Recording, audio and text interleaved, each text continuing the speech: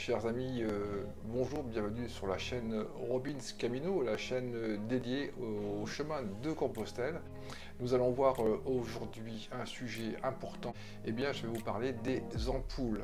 Donc, je vais vous en parler, je vais vous dire qu'est-ce qu'une ampoule, vous devez savoir, mais un petit rappel, et puis comment les éviter et comment les traiter une fois qu'on les a pour pouvoir poursuivre le chemin dans de bonnes conditions. Donc je vous dis ça après le petit générique.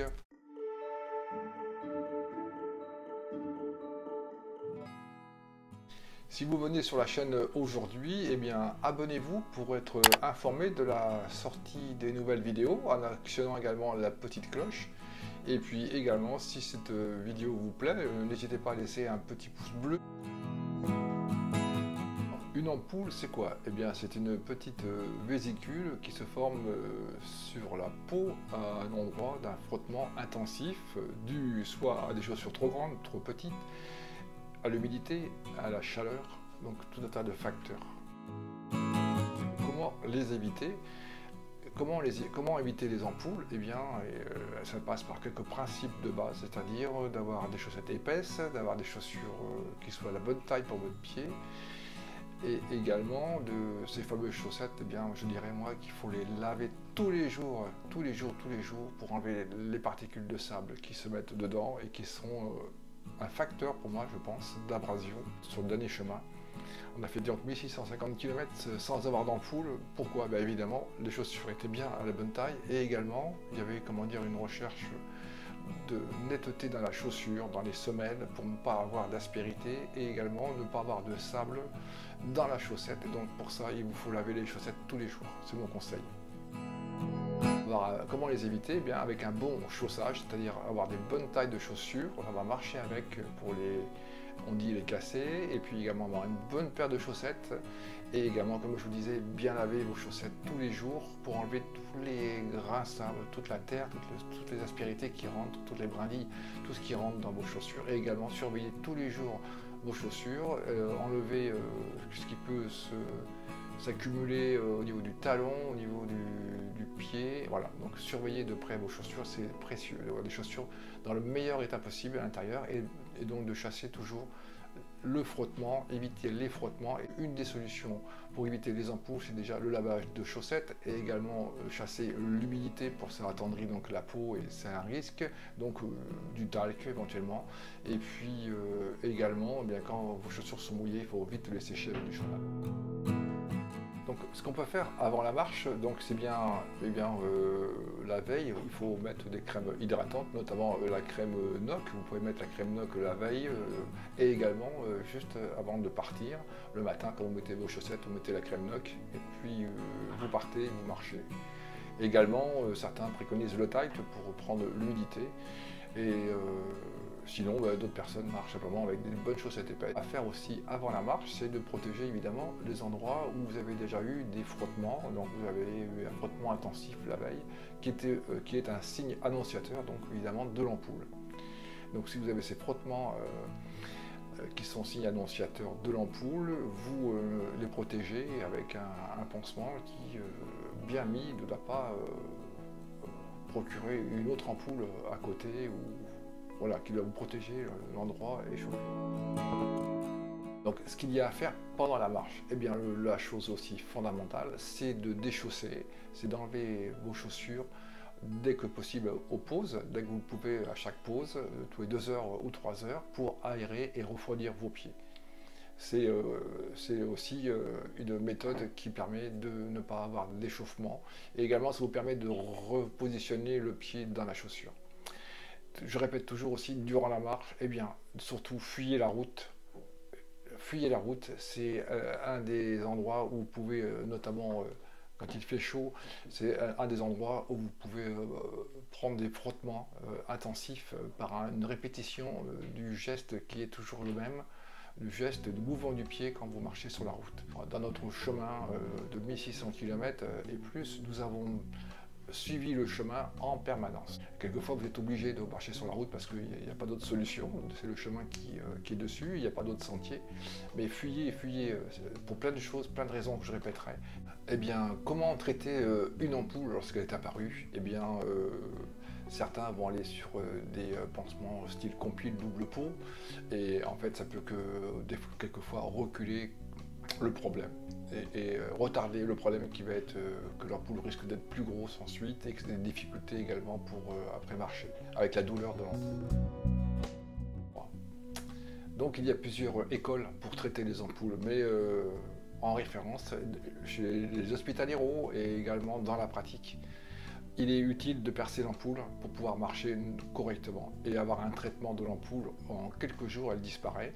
Pour cela, bien, il faut donc la percer. Et la percer, et certains ne la perceront pas et mettront compil et autres pansements, mais qu'il ne faut surtout pas enlever, qui ont des contraintes et ça ne vous enlèvera pas la douleur quand vous avez une bonne ampoule.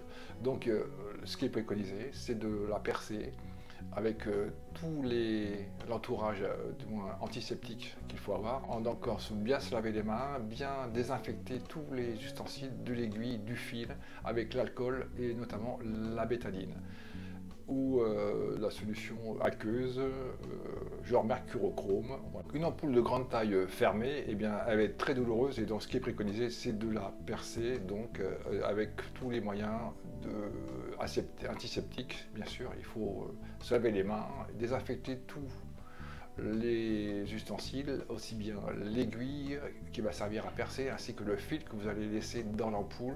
Vous pouvez soit le mettre un fil simplement, ça va permettre à l'ampoule de rester et au trou de rester ouvert pour pouvoir éliminer, tout tant que l'ampoule est présente, éliminer la solution, le liquide qui est dans cette ampoule, et également la dégonfler pour permettre une marche. Dès le lendemain, vous pouvez marcher avec une ampoule si vous avez traité l'ampoule le soir, c'est-à-dire vous l'avez percée avec un fil ou deux fils, vous laissez durant la nuit, et vous bien sûr tout désinfecter, et vous marchez avec le lendemain sans avoir de douleur excessive, et cette ampoule donc va disparaître en quelques jours en la surveillant bien, en bougeant le fil dans l'ampoule, en désinfectant, et ensuite cette ampoule sera guérie très rapidement et ne va pas s'étendre, ne va pas s'aggraver. Si l'ampoule est percée à vif, donc ça veut dire que vous avez la peau et il n'y a plus de liquide et vous avez la peau dessous déchirée et juste le morceau de peau au-dessus, et bien il faut bien désinfecter cette plaie. Donc c'est une plaie maintenant et donc il faut la traiter comme une plaie, non plus comme une ampoule. Donc vous devez mettre une solution antiseptique dessus, genre bétadine, et également protéger avec un petit pansement et le renouveler, et bien sûr surveiller de près cette lésion qui est dans la peau, là, qui est sans protection. Donc surtout laisser le morceau de peau qui reste dessus et traiter-la comme une plaie qu'il faut donc surveiller pour marcher encore, pour progresser, pour continuer votre chemin de compostage.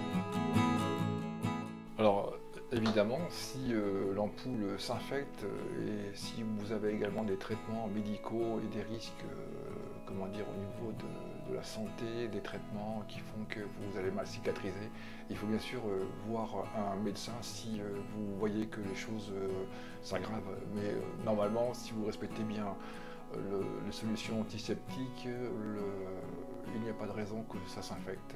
Normalement, voilà. Il n'est pas garanti à 100% de ne pas avoir d'ampoule, même si vous préparez vos pieds des semaines avant avec la crème NOC.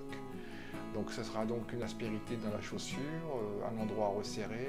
Donc il faut de manière fondamentale bien avoir des chaussures optimum au niveau de la taille par rapport aussi à votre marche, le pied qui va gonfler. Donc il faut considérer prendre une taille légèrement au-dessus de votre taille ordinaire. Ensuite, c'est très difficile de choisir la chaussure dans le sens où une marque va chausser grand ou une marque va chausser petit. Donc c'est fondamental d'acheter une marque de chaussures qui convient à vos pieds et notamment ne pas les commander par internet la veille de partir. Alors là c'est rédhibitoire, c'est-à-dire que si à la rigueur vous connaissez votre taille dans la marque et que vous en avez pris souvent et que tout va bien, vous pouvez faire ça, sauf que si elles sont aussi fabriquées dans un pays différent, vous pouvez avoir une grandeur, une largeur de chaussures différentes. Donc surtout essayez vos chaussures, marchez avec avant de partir.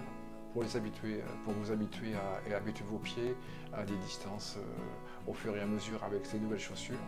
Donc je dirais qu'il faut au moins faire, pour ma part, je pense qu'avec 100 km, ça doit être bien. Et si au bout de 100 km vous n'avez rien, en faisant une marche progressive, vous pouvez partir avec vos chaussures tranquilles.